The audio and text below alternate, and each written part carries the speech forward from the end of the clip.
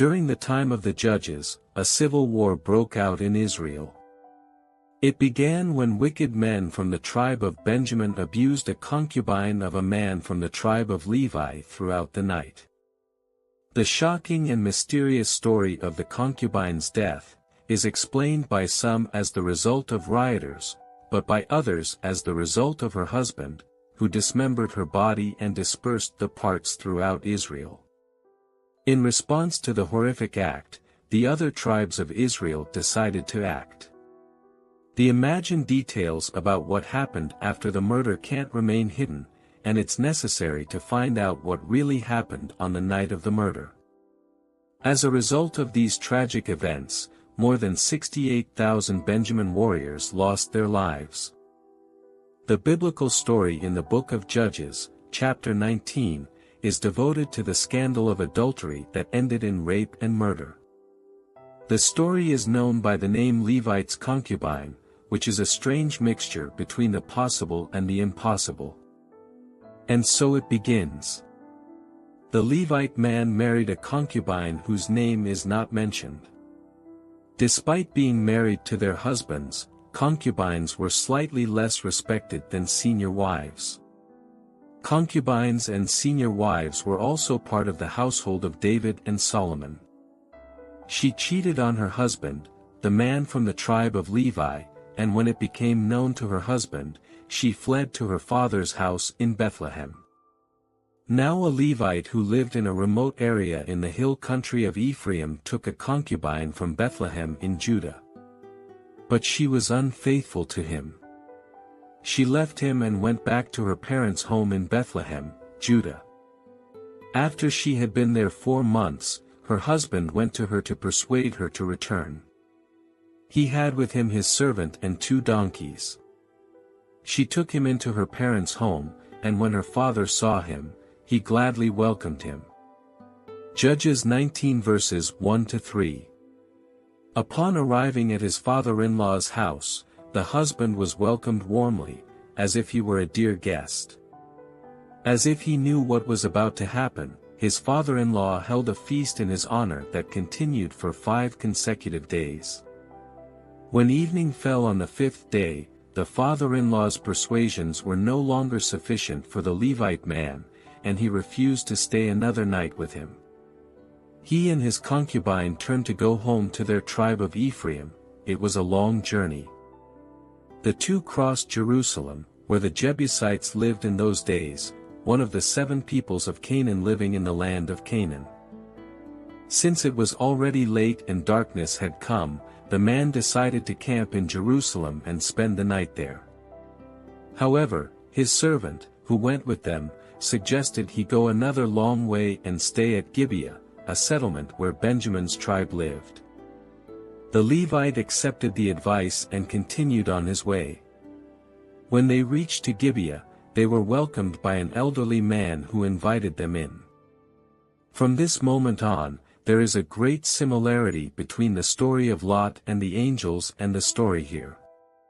Nightfall brought rioters from Gibeah to the old man's door, who demanded he take his guest out to them for abuse, possibly even sexual abuse, but the reason is unclear, and no preparation was made in advance.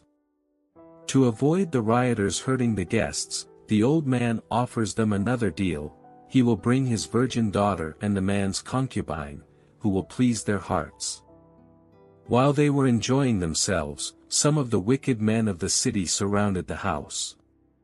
Pounding on the door, they shouted to the old man who owned the house, "Bring out the man who came to your house so we can have sex with him." The owner of the house went outside and said to them, "No, my friends, don't be so vile. Since this man is my guest, don't do this outrageous thing. Look, here is my virgin daughter, and his concubine.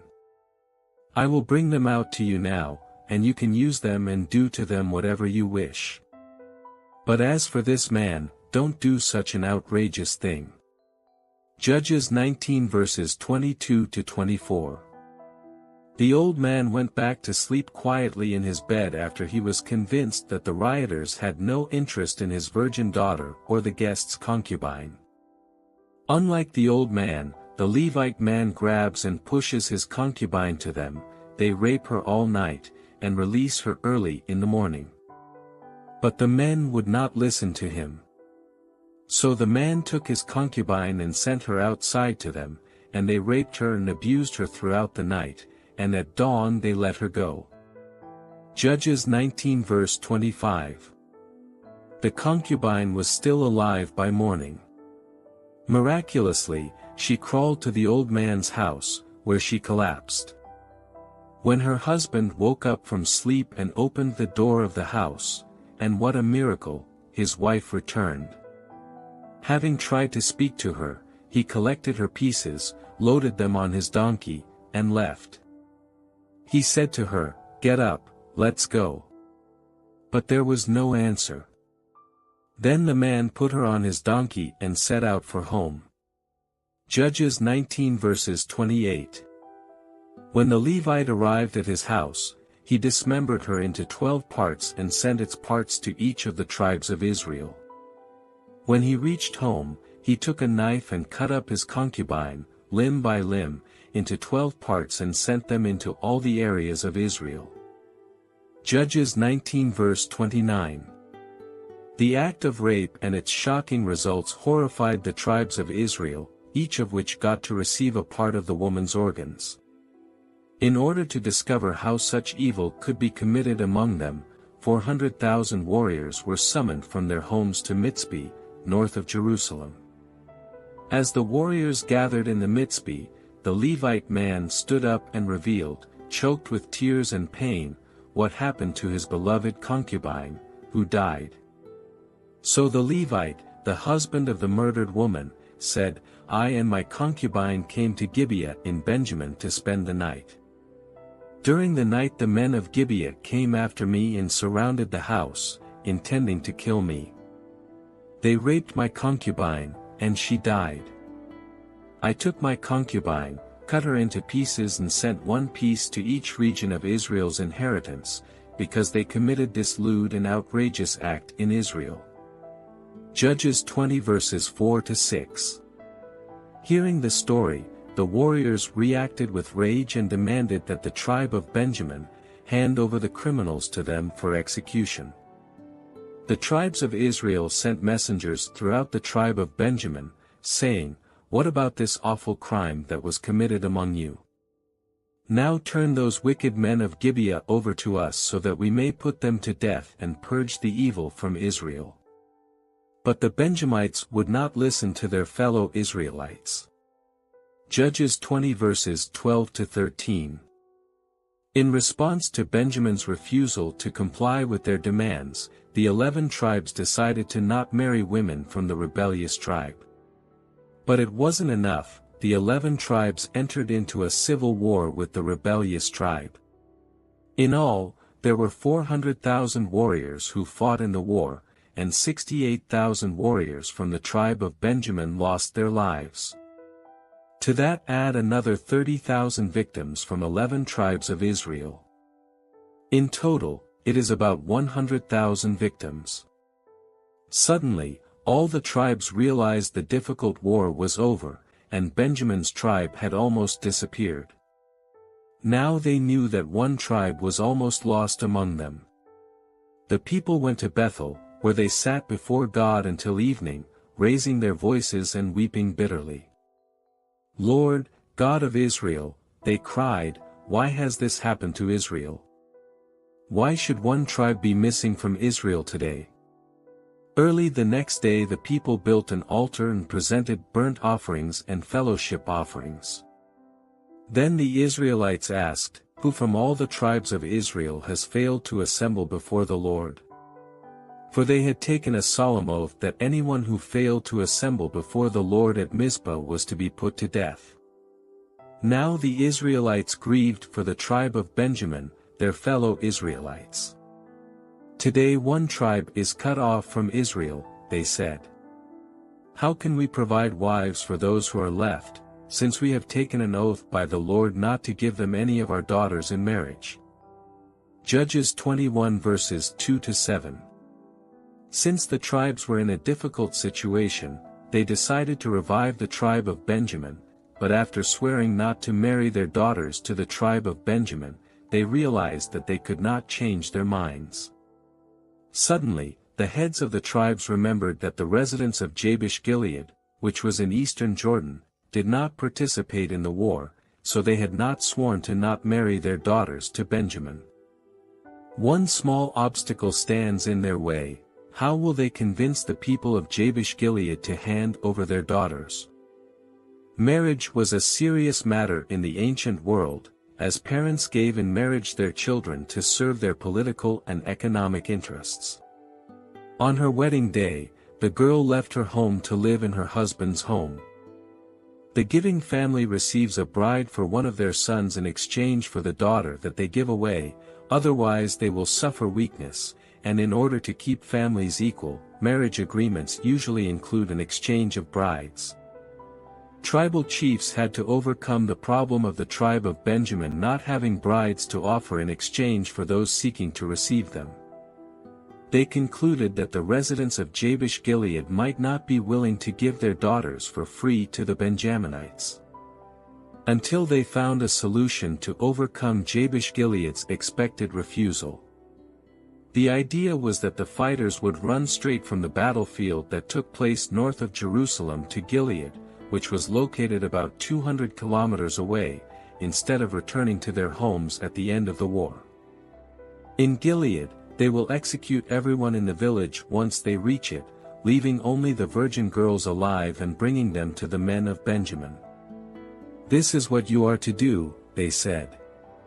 "Kill every male and every woman who is not a virgin."